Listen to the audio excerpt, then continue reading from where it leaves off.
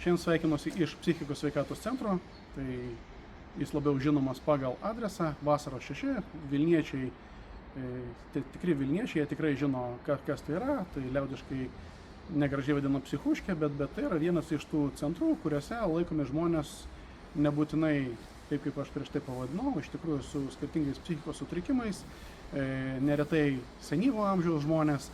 Ir tiesiog norėjau pažiūrėti ir pats, ir parodyti, ir papasakoti jums, kokiam sąlygom tie žmonės laikome, kas yra daroma dėl to, kad pagerinti jų gyvenimą šitoje vietoje.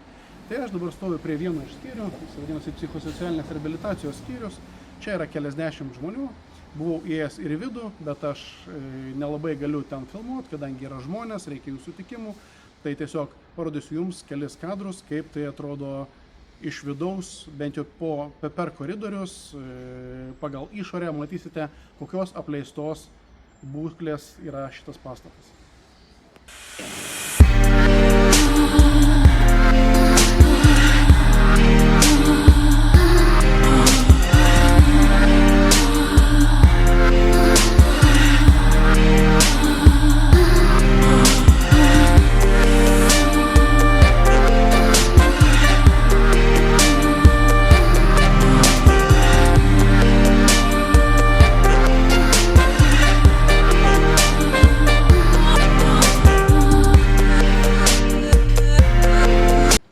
Esame prie kitos skyriaus, kitas pastatas, kuriame irgi yra apie 70 šiuo metu žmonių. Visa tai turėjo pasibaigti jau prieš porą metų, nes buvo per kelis metus pastatytas atskiras blokas, į kurį turėjo būti perkelti pacientai tiek iš pirmo mano rodyto pastato, tiek iš antro rodyto pastato.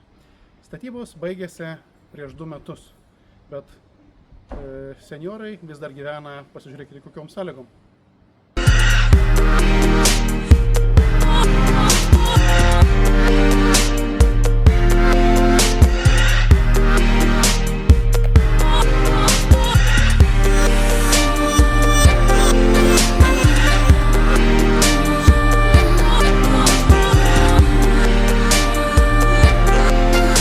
O štai dabar prasideda skandalingoji šios istorijos dalis. Ir aš jums tuoj parodysiu pastatą ir kažkiek iš jo vidaus matysite, kaip yra įrengtas šitas pastatas.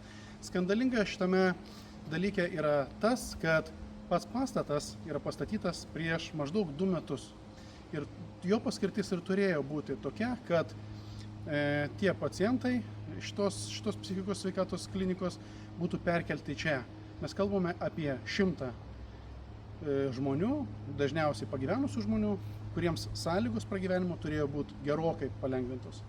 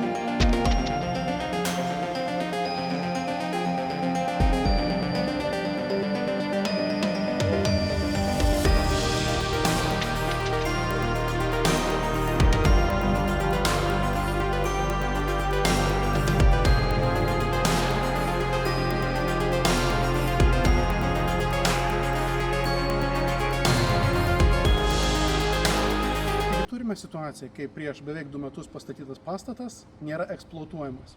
Ir tuomet bet kam turėtų kilti normalus klausimas, o kodėl taip yra. O yra todėl, kad šiuo metu pastatas su jo įrengimais, kuris buvo sugalvota už 12 milijonų eurų, pastrigęs ant vieno paprasto pirkimo už maždaug 400 000. Ir mes kalbam apie tai, kad iki šiol nėra įvykdytas viena pirkimo dalis, mes kalbame apie integruotas spintas. Tai reiškia, toj vietoj, tose palatose, kur gyvena žmonės ir vietoj to, kad jie gyventų po 10, o dabar gyventų po 2 vienam kambaryje, iki šiol nėra padarytos spintos. Čia yra didelis konfliktas įsiplieskęs tarp psichikos sveikatos centro vadovybės ir miesto administracijos.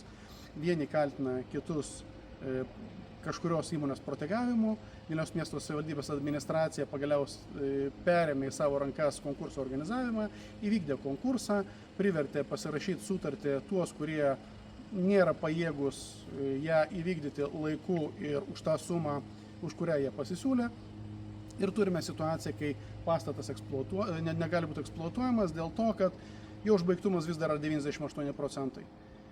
Trūksta tų spintų ir spintelių, apie kuriuos aš kalbėjau. Tai yra absurdas. Mes kaip Vilniečiai, per suneštus mokesčius finansuojam šitos įstaigos išlaikymą ir konkrečiai šitas blokas Vilniečiams, jo išlaikymas kainuoja apie 500 000 eurų. Taryboje ir komitetuose buvo svarstyta, ką tada daryti. Administracijos spaudimas yra parduoti šalia esantį sklypą. Epizodo pabaigoje aš jums parodysiu, apie ką mes kalbame ir kodėl gali būti daromas spaudimas tam, kad tyčia įklampinti kliniką, šitą psichikos sveikatos centrą į skolas, tam, kad galiausiai už bet kokią kainą būtų parduotas sklypas visiškai šalia Petro Povilo bažnyčios, šalia to Antakalnio žiedo. Tai yra tikrai auksinis kąsnelis, bet pasikartosiu, apie 500 000 eurų mes mokam už elektrą ir kitus komunalines paslaugas, bet pastatas beveik 2 metus neeksploatuojamas. Ką mes iš to turime? Turime labai prastomis sąlygomis gyvenančius seniorus, papildomas išlaidas ir negautas pajamas, nes šitas naujas blokas, jis turėjo leisti papildomai priimti apie 30 žmonių, už tai savivaldybės valdomas šitas psichikos sveikatos centras gautų papildomų pajamų ir nebūtų jokios prievolės pardavinėti sklypą. O dabar dėmesio, įdomiausioji dalis. Dabar aš jums pasakoju istorijos pratesimą, tiksliau apie tai, kaip susijusi Vasaros 6 ir Vasaros 4. Abudu sklypai priklauso tam pačiam psichikos sveikatos centrui ir Vasaros 6. Žiūrėkite. Turime vis tiek pakankamai suremontuotus pastatus. Čia matote tą korpusą, kuris buvo pastatytas prieš beveik 2 metus ir apie kurį aš jums dabar pasakojau, kodėl jis nėra eksploatuojamas. Bet kas atsitinka, kai baigėsi sklypo Vasaros 6 teritorija? Ten ant kalniuko yra tas antras blokas, kuriame po 10 gyvena senjorai su psichikos sveikatos sutrikimais. Jau jisai yra tam Vasaros 4 sklype ir jeigu būtų parduotas sklypas, tai būtų parduotas ir šitas pastatas. Daug kas sakytų, neieškok čia sąmokslų teorijų ir negali būti šitas sklypas parduotas su mintim pastatyti daugiabučius. Bet analizė rodo, kad net jeigu negriaunant šitų pastatų, o kai kurie pastatai negali būti nugriauti dėl paprastos priežasties, tai yra kultūros paveldas, juos galima tik tai rekonstruoti. Čia net krepšinio aikštelė. Tai šito, pavyzdžiui, pastato negalima nugriauti, jį nebent prikelt naujam gyvenimui. Bet be to galima pastatyti prie dabartinio užstatymo apie 1500 m² gyvenamosios statybos. Reiškia, galima padaryti čia gyvenamus namus. Čia vienas iš pastatų, kuris irgi nelabai leidžiama jo griauti, nes neva yra kažkoks kultūros paveldas, nes jeigu nulupus sienos gabalėlį, matosi tinkas, nežinau, kas čia per kultūros paveldas, kurį reikia dar atkapstyti, bet yra institucijų tokie nurodymai. Yra pastatai avarinės būklės, šitas tai tikrai gali būti griaunamas. Tas pirmas blokas, nuo kurio aš ir padėjau savo pasakojimą, jis irgi tik rekonstravimui, tai reiškia šitas ir šitas gali būti tik renovuojami, bet kadangi buvo statyti taip, kad čia būtų kažkieno rezidencijos, tai tvarkingai sutvarkius, čia dar visai kaip geras vilas galima būtų ir parduoti. Įdomiausi kąsneliai. Šitą pastatą galima būtų griauti ir čia yra sklypo dalis. Nežinau, ar matot šitą namelį, kuris yra ant kalno šlaito ir jį irgi galima būtų griauti. Ir ant jo pastatų galima padaryti namą, gal net 2, kuris turės visiškai privažiavimą iš Vasaros gatvės pusės ir galima nusipirkus visą šitą sklypą Vasaros 4 padaryti sklypų atskirimą, parduot čia vystytojai, tas realiai atpirktų visą sklypo kainą, o jau su likučiu galima ką nori daryti. Tai va tas spaudimas, ta situacija, kai 2 metus neleidžiama naudotis už 12 milijonų eurų pastatytų pastatų, tam, kad psichikos sveikatos centrą įvaryti į skolas, tam, kad priversti parduoti tą sklypą ir dengti nuostolius, tai čia yra skandalinga. Tai yra apsileidimas. Čia yra nusikaltimas tam tikrų žmonių atžvilgių. Tam, kad patekti į vidų, į tas patalpas, kurias aš jums rodžiau, kur glaudžiasi tie senjorai, turbūt reikia kažkokių atskirų leidimų.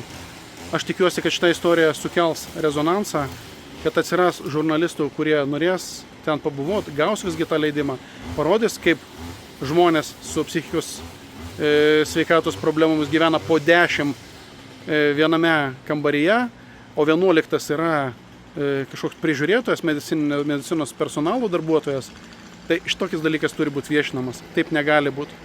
Turi išjudėti iš mirties taško visą šitą situaciją. Ir tai, kad kažkokios spintelės nenupirktos laiku, tai atvirkščiai reikia pasireikalauti atsakomybės žmonių ir užbaigti kuo įmanoma greičiau visą šitą situaciją.